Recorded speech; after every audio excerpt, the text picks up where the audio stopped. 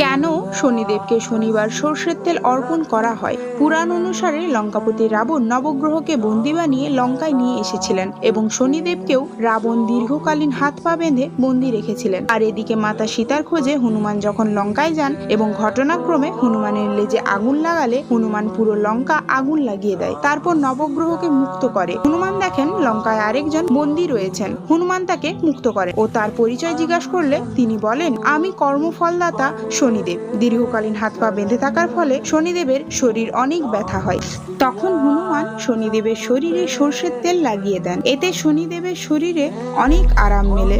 তখন শনিদেব প্রসন্ন হয়ে বর প্রদান করতে চাইলে হনুমান বলেন, প্রভু শ্রীরাম আর তার ভক্তরা শনিদেবের বক্ষ দৃষ্টি থেকে যেন দূরে থাকে। শনিদেব বলেন, যে কোনো ভক্ত যদি আমায় ভক্তি ভরে সর্ষের তেল দেয় তবে সে সকল সংকট থেকে